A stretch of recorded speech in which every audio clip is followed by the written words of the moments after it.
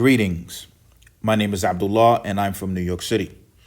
My purpose here with this channel, inshallah, is to help all of the advanced speakers that I meet move to the next level in language, which is to make them near native or native itself, so that when they speak English, inshallah, others will think that English is their first language. Likewise, another reason for this channel is to help those who want accent reduction. By pronouncing words as I pronounce them, then inshallah, you will move closer towards that goal of fully native. I mostly use newspapers and magazines for my channel, as I feel that it is better than movies for improving your language. After saying that, today's title is New York City is sinking due to its weight of skyscrapers, new research finds. This article comes to us from The Guardian, and it is written by Oliver Millman. If you notice here is a picture of the city of Manhattan. City is sinking approximately 1 to 2 millimeters each year on average, worsening effects of sea level rise and flooding threat. New York City is sinking in part due to the extraordinary weight of its vertiginous buildings, worsening the flooding threat posed to the metropolis from the rising seas, new research has found. The Big Apple may be the city that never sleeps, but it is a city that certainly sinks, subsiding by approximately 1 to 2 millimeters each year on average, with some areas of New York City plunging at double this rate, according to researchers. The expression here, the city that never sleeps, I will explain it inshallah at the end of the video. This sinking is exacerbating the impact of sea level rise, which is accelerating at around twice the global average as the world's glaciers melt away and seawater expands due to global warming due to global heating. The water that flanks New York City has risen by about 9 inches or 22 centimeters since 1950.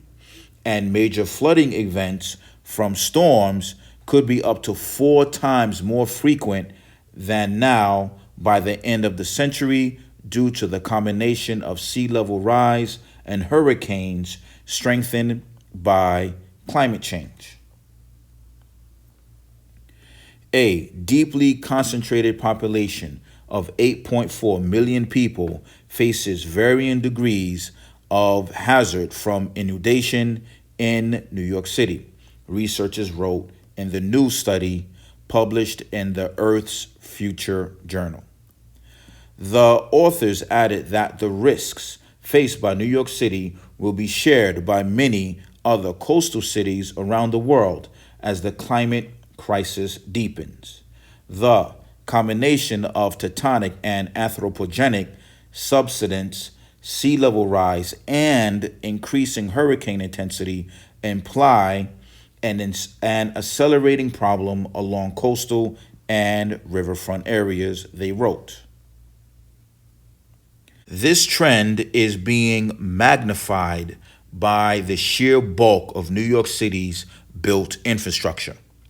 The researchers calculated that the city structures, which include the famous Empire State Building and Chrysler Building, weigh a total of 1.68 teranewtons, which is roughly equivalent to the weight of 140 million elephants. This enormous heft is pushing down on a jumble of different materials found in New York City's ground.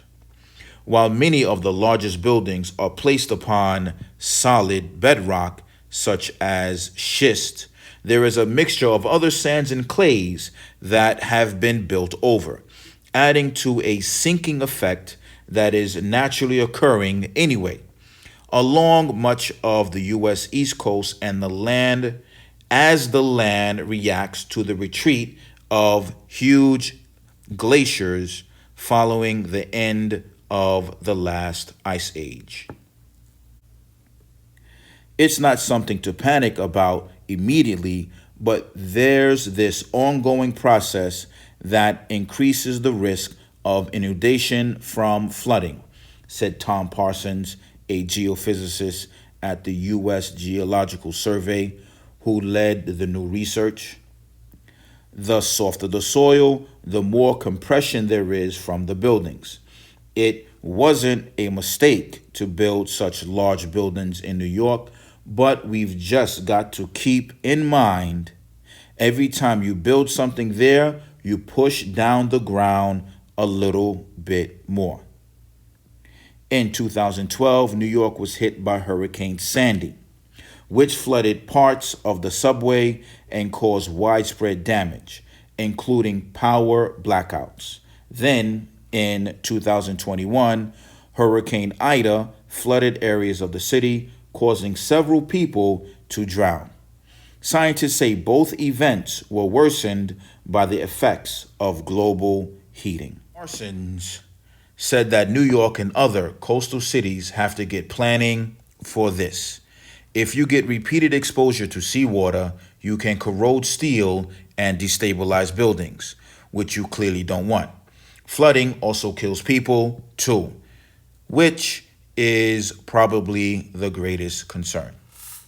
So, I found this to be a very interesting article, and it reminded me of another city in the world that is also sinking, and that is, I believe, the city of Jakarta in Indonesia, to such a degree that they have to relocate their capital city to another place on the island or one of the islands in Indonesia. So, after saying that, let's look at some of the difficult vocabulary here in this article that has come to us from The Guardian, and that is vertiginous. Vertiginous is a very interesting word. It means something that will cause you to feel dizzy. It comes from the word vertigo. So, something that causes dizziness.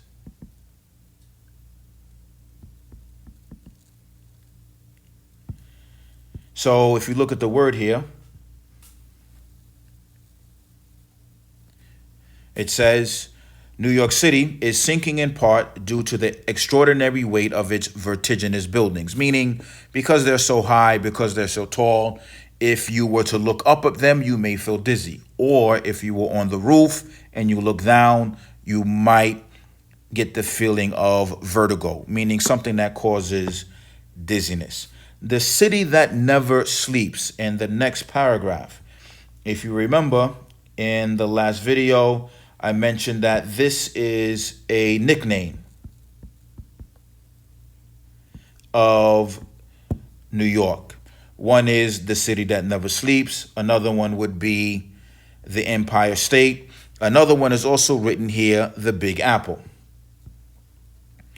As I said before, states in the United States have nicknames, and some states may have more than one. New York has apparently three. As I mentioned, the Empire State, the Big Apple, and the city that never sleeps. Next, we have the word exacerbate. And again, I really stress learning from newspapers, because you will find words like this in newspapers and you will not find them in movies. Exacerbate means to increase the severity of something. To increase the severity. In other words, to make something worse. To make worse. So, let's look at our sentence here. This sinking is exacerbating the impact of sea level rise, meaning because the land is going down, and sea level is rising, if the land were stable and it wasn't going down, it wouldn't be as bad. But being that the island is sinking, it is exacerbating the impact. So another way to use exacerbate so you may understand it more is, let's say, for example, if somebody were to have an illness, may Allah protect us all, and they were eating the wrong food, eating the wrong food could exacerbate their illness. For example, if somebody had diabetes and they were eating foods that were high in sugar, that high sugar diet would exacerbate their diabetes. Next, inundation, another great word. Inundation simply means to flood.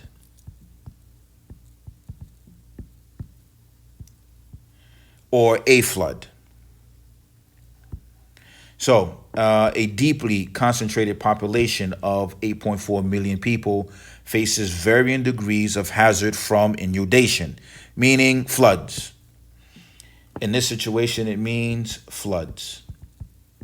When the water rises and it makes travel difficult, or even to the point where, unfortunately, some people may drown. Next, we have anthropogenic. Anthropogenic means caused by humans. Caused by humans. So you may have, let's say, for example, anthropogenic pollution, meaning caused by humans. You could have, let's say, for example, in this situation, the sentence is the combination of tectonic and anthropogenic subsidence, meaning that the land is going down, seeking into the earth by the activity of humans. And our last word is destabilize. Destabilize means that, well, let's talk about the word stabilize. To stabilize means to make something firm. To make something firm. So if something is destabilized, it is likely to fall. Likely to fall.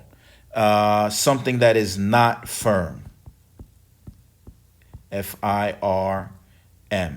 So if we look at our sentence here, it says, Parsons said that New York and other coastal cities have to get planning for this. If you get repeated exposure to seawater, you can corrode steel and destabilize buildings, meaning make them so they are not firm and the building could collapse. And of course, that would be a disaster. Listen, do not be stingy. Share this video with somebody else who is like yourself. They speak English at an advanced level, and inshallah, they are looking to move their language up to native or near native, and also at the same time improve their accent. I want for you to please do your homework. Choose one of the words that you have found in this article and write me a sentence.